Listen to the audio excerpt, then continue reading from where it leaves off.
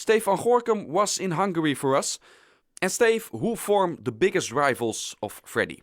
I would say Petrushka is also one of the entries that received a lot of points from the juries. You have, of course, Andras Kállay-Saunders with his band in there. He's a huge name in Hungarian music industry. He represented Hungary already before the Eurovision, finished top 5. He's always a candidate. Ola Gergő is in there. That's my personal favorite. I think that would be the best entry for them at Eurovision if they sent that song. He's been doing well in both the jury scores and in the app votes. So I would say those are Freddie's main competitors. You name a lot of contenders from the first semi-final of last week. Was this the weaker semi-final, the one of this weekend? Yes, it was weaker. Although, of course, if you then see Freddie's performance, you forget all the others. But there was not a lot of competition. The differences were huge, especially in the jury vote. So there was a number 1, which was Freddie. Then there was a gap of 5 or 6 points, which is very big in the A Dal system, to the number 2 and 3. And the rest didn't even come close to qualifying. First semi-final was very strong, and you saw that the top 3 there was very close to each other. So yeah, I think there was a big split in between the 2 semis. How is it going to work in the big final of A Dal? Because it's quite a complicated system they use in Hungary. Yes, well, the way it works is, what I like about Hungary is that it's a very competitive show with the focus very much on the competition element. Throughout the show, you already have some kind of competition because the jury gives their votes right after the performance, so you can see the scoreboard build up after every performance. Next week is not going to be like that because all the songs will be performed first, all 8 of them. And then after that, the jury will vote, but they will vote differently because in the first couple of rounds, they were able to give just a report note, a grade from 1 to 10. And now they're going to actually have to make a list of 1 to 4 or 1 to 5, I think. So they have to order their favorite and really rank them and give points. After that, the top 4 qualifies to a super final, and then it's 100% televoting. But that's the main thing in the A Dal show, that you have to convince both jury and televote because they both have a decisive vote. If the jury doesn't like you, they won't put you through. And of course, if the televote doesn't like you, you're never going to be able to win the super final. So we have 4 main candidates. If we split the group of 8 finalists, we have Petrushka, Freddie, Andras Kállay-Saunders and his band, and of course Ola Gergő. Will they indeed form that super final which you are talking about?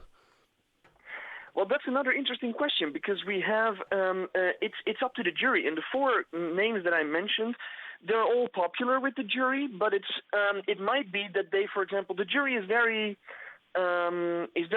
strange in Hungary, and they don't shy away. In previous years, they have never shied away from taking out big names, from doing something strange to influence the competition. And so I think that the songs that are televoting favorites, for example, the duet Oliver and Andy, which qualified through televoting last night, but they're not popular at all with the jury. But also, for example, Kállay-Saunders, who he scored, so far he's been able to qualify through the jury vote, and he scored 8s and 9s everywhere, which is relatively high, but he's nobody's actual favorite. And because he's so popular with the Hungarian televote, I can see it happening that the jury next week will not put him in the top 4, and will put, for example, Andrei Vasari or something like that through, just because they are afraid he might actually win the televote, and he is not their choice for Stockholm.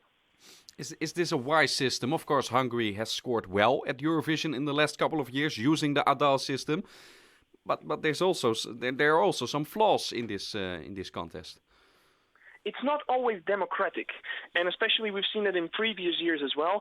It really depends because the jury is very powerful. The jury sends through in the first round 5 songs, televoting only 1. In the second round, like yesterday, the semifinals, they sent through 3 songs, televote again only 1.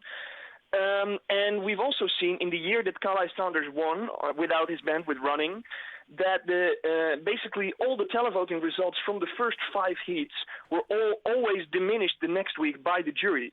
So basically your vote counted for almost nothing.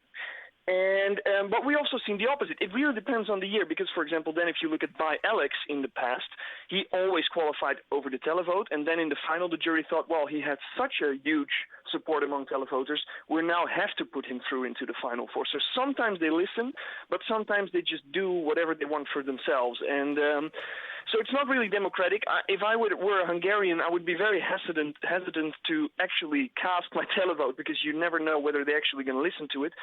But in the end, in those final four, it's a 100% televote. So in that sense, the crowd will get a chance to actually choose their favorite.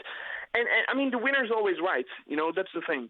In Hungary, the results have been great. The people watch the show. A Dal is super popular here. We even had, during the 8 o'clock news, we had a preview for this semi-final. I was watching the news, and they were already looking forward to and asking some questions and analyzing the semi-final. So the show is really popular. The results of Hungary in the competition are good. And in that sense, I would say the winner is always right.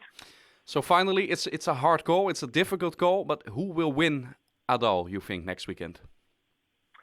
Freddy, because he is the only one who is really, really popular among both jury and televotes. So that would be my number one favorite. Thank you, Steef van Gorkum, Chief Editor of ESC Daily.